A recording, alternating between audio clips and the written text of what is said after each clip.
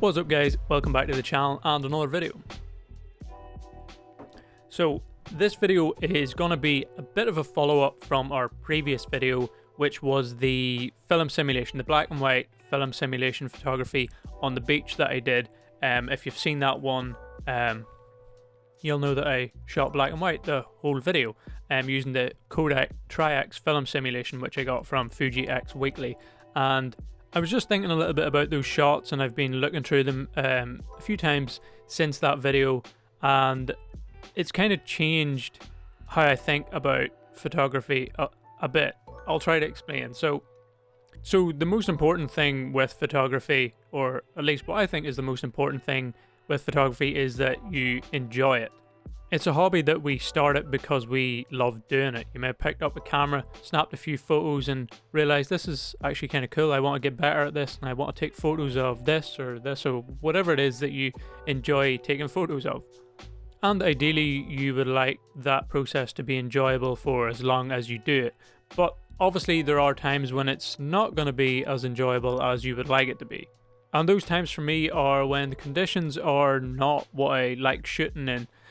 For example, when it's a gloomy day, I'm in a place with very little colour going on. For example, the beach, which I tend to be at a lot living on the north coast of Ireland here. I struggle quite a bit. The beach has never really been a place that I'm drawn to when it comes to taking photos. I'm more of a forests and mountain person. Clear skies, sunrise, sunset, nice golden light. I know those are kind of the ideal scenarios for taking pictures, but that's when I feel like I'm drawn to things. I get the photos I like, I can edit them the way I like, and yeah, that's just when I feel like I enjoy my photography the most. So going back to the previous video, going to the beach on a very gloomy day, I was not feeling very confident, to say the least, which is not ideal when you're going to do a video where the whole point of it is taking photos. But during that process, after like the first 2 or 3 shots, I almost felt like I was out taking photos in the conditions I like. Normally wandering around the beach on a day like that, I wouldn't even want to take my camera out, but I was enjoying it. I was liking the pictures that I was taking, and I felt like I was drawn to a lot of different little scenes, which normally for me at the beach is not the case. But yeah, it was really enjoyable, and I ended up with quite a few photos that I really like. And that's why the title of this video is what it is. I'm going to show you some photos that I took, and I'm going to show you the non-black and white versions of them, and hopefully I can explain why I think you should try black and white photography, even if it doesn't appeal to you right now. So let's start off with this photo of the house along the nice wooden path. This is probably one of my favourite photos from the day. Like I said in the video, a lot of you might be wondering what this is. It is a stick, and I left it there because it was a dog that walked past and just dropped it there, and I thought it kind of, that's what you would expect to see along a path like that. Anyway, so I just really loved the look of this house. I was actually filming stuff in the other direction, and it was just before I went to walk down onto the beach that I turned around and seen the house and just really liked how it looked. And like I said in the video, there was a crazy glow behind it, as you can see, and I had the Cinesoft filter on, which emphasized that even more. I just thought it looked really cool. And to edit this, I literally just added a little bit of contrast, straighten things up a little bit. As you can see, that's a little bit embarrassing. I thought that was straight at the time, but yeah, that is all I done, and yeah, literally straight out of camera. I'm really happy with how that shot looks. Now here is it in color. I mean, instantly it's just not as striking as the black and white. Even if let's change this to landscape. It was cloudy, just a rough little edit. I'll just do auto, which sort of brings things to the way you would sort of want to start off. And I'll just take a quick flick through. Let's try our spring evening preset, or maybe overcast. So I mean, that's adding some color back in and sort of getting it close to a decent edit, sort of. It's just one of those photos, or at least for me, that in color is really tough to edit and get to a point where I'm happy with it, whereas I'm really happy with the black and white version. I think the house really stands out, the white around the windows and stuff really stands out, and you're drawn to the path leading up to the house, whereas in this one, I just don't think it's the same. The sky is just not really that nice. So that is example number 1. I just much prefer the black and white. It just looks good straight out of camera, and like I said, just a very tricky edit on this one, at least for me anyway. I much prefer the black and white. So moving on to this one, which is another favourite. This might actually be my favourite from the session after looking through them a few times. I just love the layers in this photo and just the overall sort of moody look that it has. And again, all I did with the edit was add a little bit of contrast, straighten things up, and then I took it into Photoshop and removed the chimney on the left hand side just because I thought it was making things a little bit uneven. So yeah, that is the final version in black and white, and here is the coloured version, and instantly, to me at least, it is nowhere near as striking. I'll do a quick little edit just to see what I can do. I have to brighten things up a lot. And then I'll try the spring evening preset again. Maybe overcast. I mean, I could probably get it to a point where I don't mind it, but I don't think I would be happy with it as a final photo. Whereas the black and white one, I just love how that looks. Again, the nice white trim around the house makes the house really stand out, I think. And then we have the contrast with the really dark brick on the house. And then the white windows in the center. We have more contrast in the foreground. And to me, that just works so much better. I'm much happier with the black and white version than anything I could probably do with the colored version, I think. Maybe you're different. Maybe you prefer the color. But to me, I wouldn't be happy with this as a final photo, whereas I am with the black and white, which makes me want to shoot in those conditions more often because I can be happy with my end results and like the photos, which I think makes sense. I'll just quickly show you this one. This photo is nothing special really, but I do like it. You know those photos when you think probably aren't the greatest framing wise and everything, but you still kind of like them? Well, that's the case with this one. Again, most of the lighting is actually behind the house, but I think with the house being dark and obviously the sky being brighter in the background, it makes it stand out even more. And I think the black and white helps emphasize that. Take a quick look at the colored version. To me, that's a photo I would just skip past if I took that and I was planning on editing in color. I would just probably rule that one out. I think the foreground is almost kind of distracting looking, and I just don't like the color of the sky and the house. I just don't like it. I could try a quick edit again. For me, that just doesn't really do anything for me. Yeah, it doesn't work for me, whereas the black and white, I like the foreground. I don't think it's distracting, and I think the sky, the blown out sky, almost draws more attention to the house.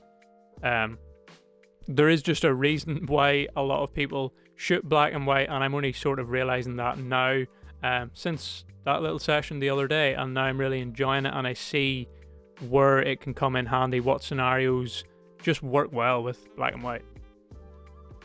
Here's another very simple shot of a wooden post with the rope wrapped around it.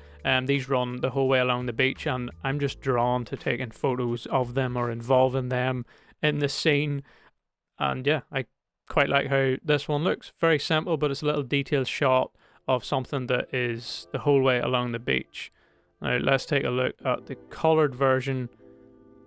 It's just, I don't know, it's just not very appealing when you look at it in color. Even with an edit on this, I don't really even know what I would do to try and get this to a point where I'm happy. There just isn't really much color contrast at all. I could try the overcast preset. It just, yeah, none of these really do much for me. It just is very bland looking. Yeah, I don't really know what more to say about that. It doesn't look very nice to me in color. the black and white just looks so much better to me. The contrast just adds so much to it. So we have the sort of shadowed side of the pole here is quite dark, and then we have a lot of the little shadows where the sand has blown over. I don't know if that's little bits of grass or what, but it adds a nice texture to the sand that you just don't see as much in the colored version. Everything just emphasized a little bit more in the black and white, which makes that a nicer photo in my opinion. This is another photo that I quite like from the session. We have the house in the background with the chimneys. We have the wooden posts in the foreground leading right round to the house, and then in the midground we have the sort of the sand dune, or part of the sand dune, and the grass. It's not the greatest composition ever, definitely has some potential though, and I quite like how it turned out. Again, in the edit, all I did was straighten things up a little bit, add a little bit of contrast, and remove the sign, the white sign over on the left hand side, because I thought it was quite distracting. And we're left with a pretty decent end result, I think. I'm quite happy with it. The lighting could have been a little bit better, maybe hitting the building to draw a little bit more attention to it. But again, if we look at it in color, that is how it looks. Again, I'll try a quick bit of an edit just to get us a bit closer to what an edited color version of it would be like. Obviously, these are just rough edits, but again, I can already tell that I would probably struggle to get this to a point where I think it's a good photo. I do love the color of the grass and the sand, that is one thing. The blue kind of sky with not much going on, I don't particularly like. And yeah, just flicking through a few of those presets, I already know it would be tough, and I just much prefer, oh, wrong one. I just much prefer how the black and white looks. I think I've maybe got two more that are good examples. This one is just, I just really like this photo. There's something about it, just with the chimneys just peeking over the grass. We've got the two birds in it. I just like how this one looks. I don't really know how to explain it. You can't really see the whole house, and that's actually the view you have from the beach. You can't see the houses other than just sort of the chimneys at the top. And I just thought this was kind of cool. We have like the little bits of, I don't know what that is, something like wheatgrass or something, that I just like how that contrasts with the white of the sky. And the same with the birds and the house just peeking out. Again, in color, it just is a completely different scenario. I just do not like how that looks at all. And I think I would really struggle to get that again to a point where I'm happy with it. It's pretty much just the same story as the other images. We have one more, I think, that's a good example. This one, which I really like. I would like to go back and take this photo again and just frame it slightly different. I feel like the pole could be a little bit higher on the sand here. If I was a little bit lower and to the right, the pole would probably be somewhere along here. Just filling this nice gap that's created in the sand was what I was going for. And I quite like how this one turned out. This was the before, quite flat, and I just added some contrast to give it a bit more of a dramatic look. And I like how that turned out. Again, if we look at the color version, so we have got a little bit more going on with this one. There's a little bit more color contrast from sand to the grass and the sky, which means there's probably a little bit more to work with when it comes to the edit. Whoa, that is a little bit dramatic. But I can already tell that this one is a little bit different than the other ones. I'm not sure exactly where the light was on this one, but it does look like it's hitting the grass a little bit more on the side of this wooden post potentially, which does give me a little bit more to work with. But yeah, I'm not going to edit this one too much, but it already has a lot more potential to look good in color than pretty much all the other photos. That probably is just because of the lighting. This was one of the later photos that I took. You can kind of see what I mean with this photo looking quite decent compared to a lot of the other ones in color. Just didn't look good at all. It is kind of tricky to explain. I'm only really starting to understand it a bit more myself. Like I said before, I wasn't that intrigued by black and white up until I shot this video and seen these photos, and just how I was able to capture photos that I really like in these conditions.